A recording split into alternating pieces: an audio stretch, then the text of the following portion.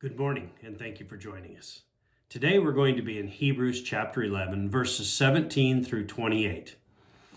For those of you that were following along last week in the first part of Hebrews chapter 11, the author was describing men of faith. By faith, Abel gave a better sacrifice than Cain. By faith, Enoch walked with God, and God was pleased with him, and Enoch went to be with God. He was no more. Noah was a man of faith and believed and trusted in God and built the ark as he had been instructed to.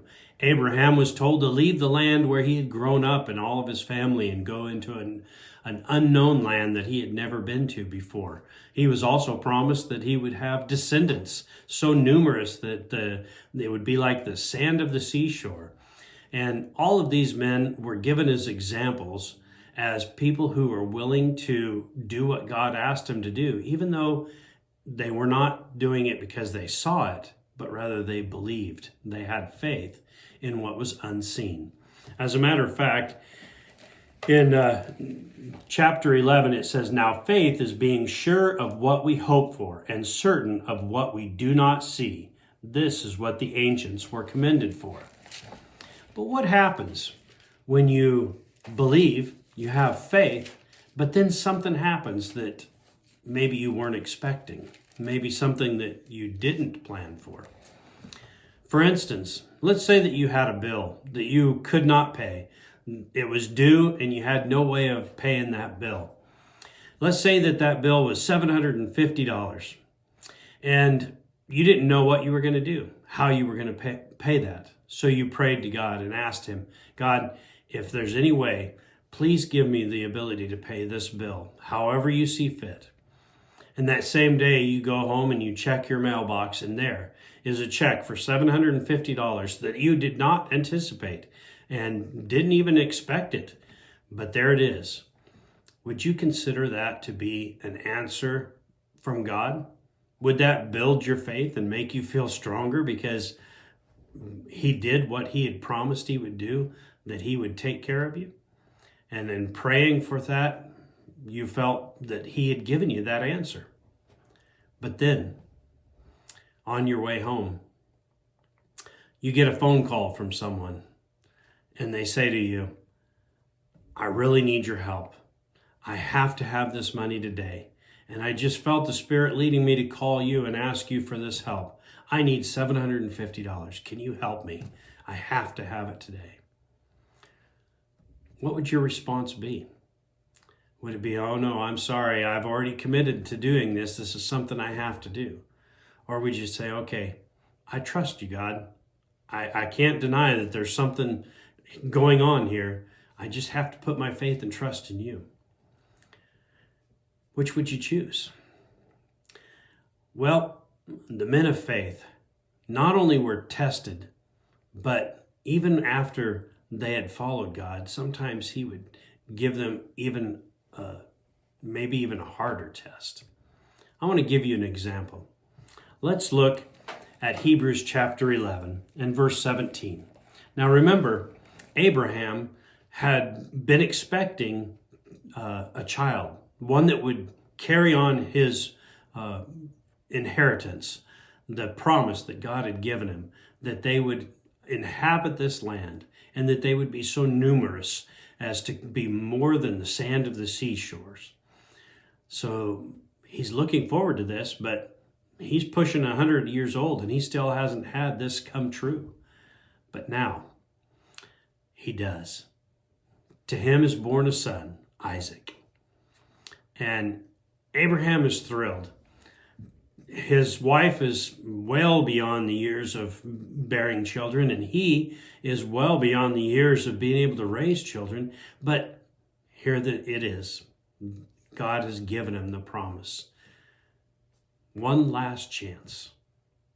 Now, in Hebrews chapter 11, verse 17, "By faith, Abraham, when God tested him, offered Isaac as a sacrifice. He who had received the promises was about to sacrifice his one and only son, even though God had said to him, 'It is through Isaac that your offspring will be reckoned.' Abraham reasoned that God could raise the dead, and figuratively speaking, he did receive Isaac back from the death. Abraham was asked to offer Isaac as a sacrifice to God. God knew all along that he was not going to allow that to happen. But Abraham, believing that God had promised him that through Isaac he would receive this promise of the inheritance being passed down to many that would inhabit this whole land, he looks at this and he hears God say, I want you to give your son as a sacrifice to me. That must have been a very difficult thing to do. But this author points out the fact that Abraham must have seen this as being not just a test, but a promise fulfilled. Because he said, it's Isaac that God told me would be the one that my descendants would be blessed through. So it must be that God intends to bring him back to life. Because if he asked me to sacrifice him, then I will do that. This is kind of a difficult position because I don't believe God would ask us to do that. But he did to Abraham. And when he did, he asked him knowing that God knew that if Abraham went through with this, that he would stop him. He would not allow him to do that. And you think about why would he even begin to do that in the first place?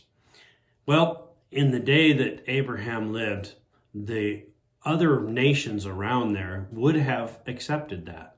A child sacrifice would have been something that they would have done and practice that would have been accepted.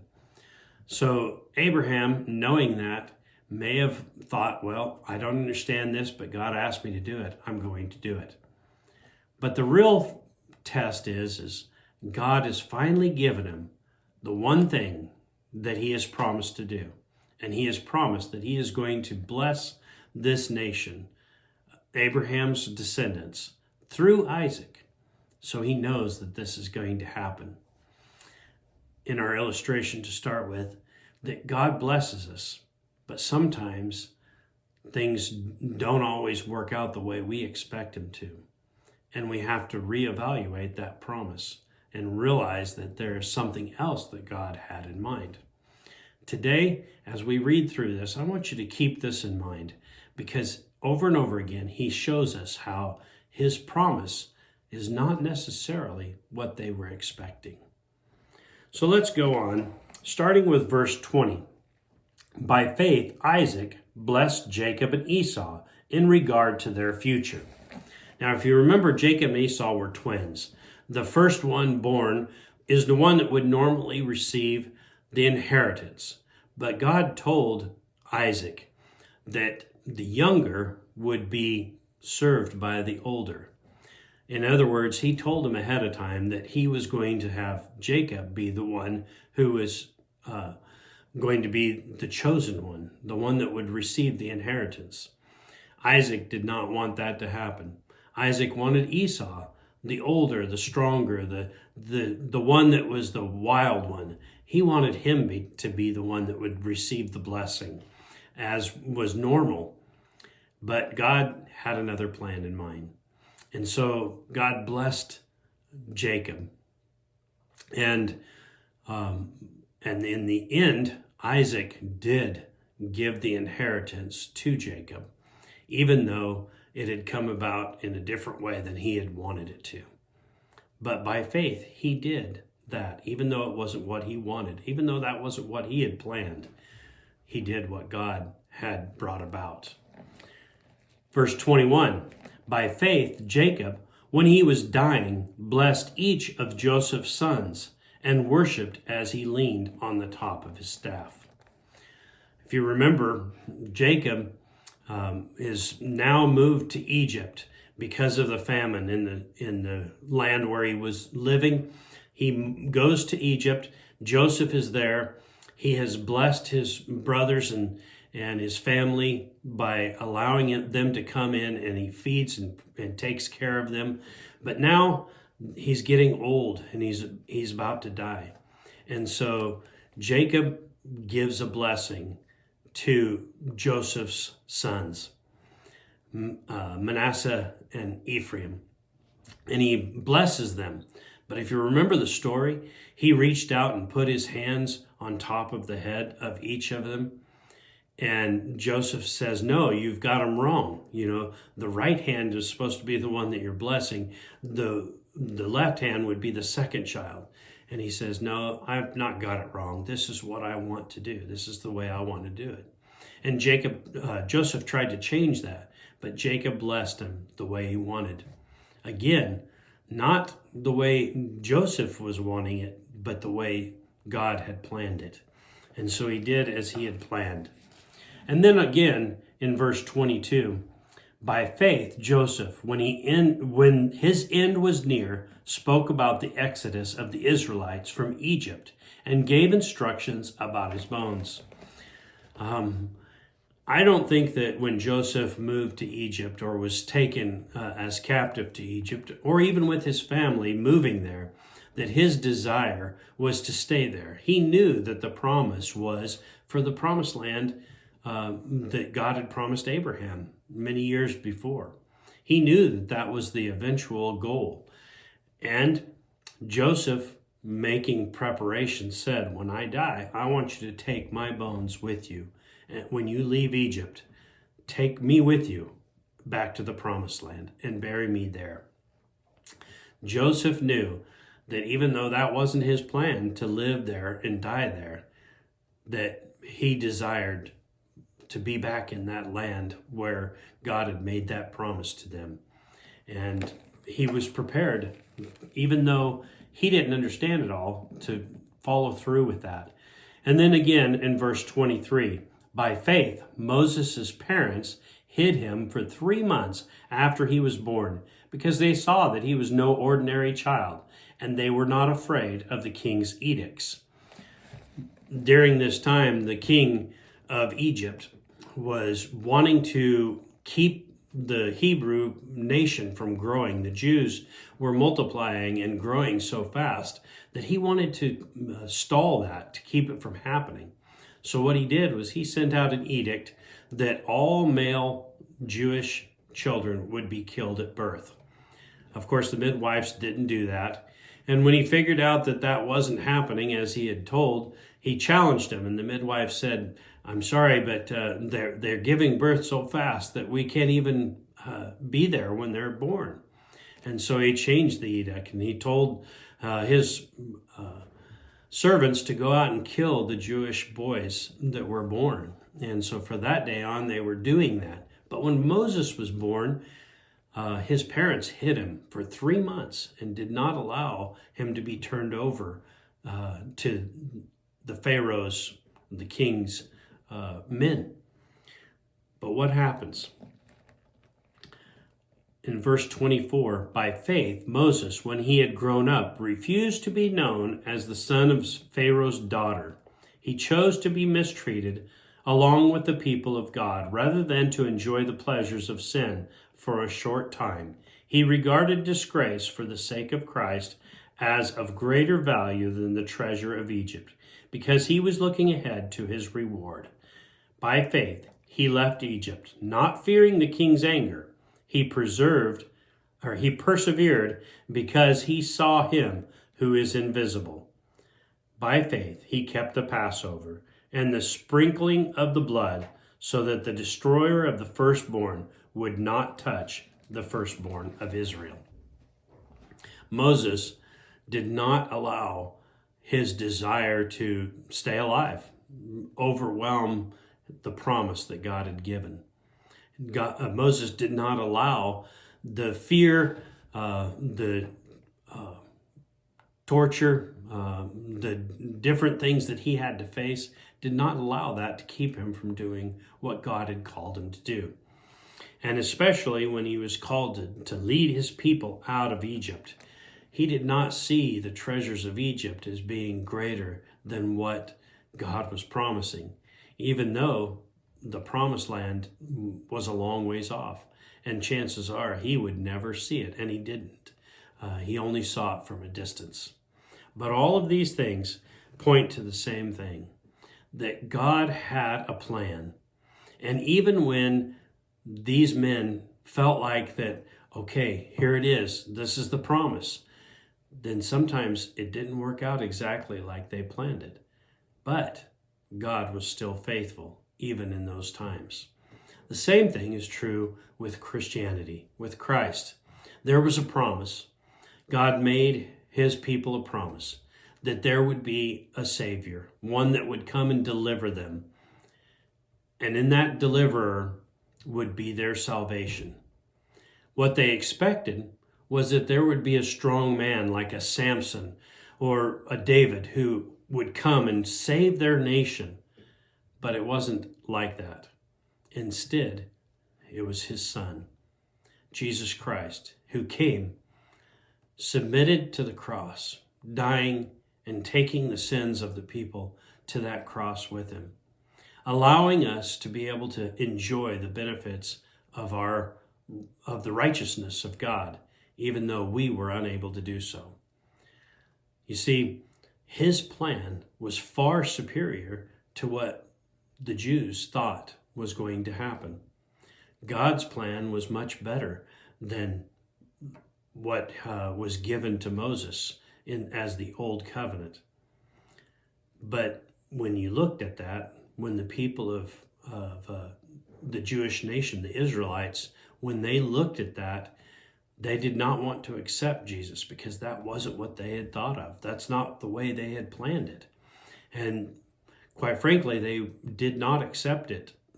Many did not accept that because of the fact that it didn't fit into their plan. So here's the challenge for you and me. Whenever things seem to be, this is what God wants us to do, and then it doesn't work out the way we thought it would, do we just give up faith? Do we quit? Do we abandon it and say, well, I guess that wasn't meant to be, and I guess that wasn't God. Maybe he wasn't really speaking to me. When we receive the blessings that we get from God and things don't work out the way we plan them, do we just give up? Do we just say, this wasn't what God promised me, and I guess he's not as faithful as we think he should be? Or do we say, I don't know what his plan is, but even if I don't understand it, even if I don't know what's around the next corner, I can still have faith and trust in God, even in the face of discouragement, even in the face of persecution. Whatever it might be, I will still remain faithful. Next week, as we finish off chapter 11, we will talk about what the persecution was of those followers of Christ. But today, I want you to think about the fact that sometimes we don't always get everything that we want. And sometimes the things that we think are the ultimate goal may just be a stepping stone. It might just be something that God is using us to accomplish. And that may not be the end goal. You think about Moses and the fact that he led the people out of Egypt, through the desert, through the wilderness, and right up to the promised land. But his sights were set on something greater. His sights were set on doing God's will, no matter what. So even when he was not allowed to go into the promised land, that was not the end. That's not where his hope was. His hope was in God, knowing that even though he had had one plan, God had a different plan. And it all works out for the best when we believe and follow and trust in God. My challenge to you this morning is this. Even in face of discouragement, disappointments, even in face of maybe misunderstandings of what things are, can you put your faith and trust in God? Can we really believe that God is in control of all things and that no matter what happens, God will be the victor in every situation? I hope you will consider these things, and I hope this will help you in putting your faith and trust in him, even when things don't go your way. Thank you for tuning in today, and hope you have a very blessed week.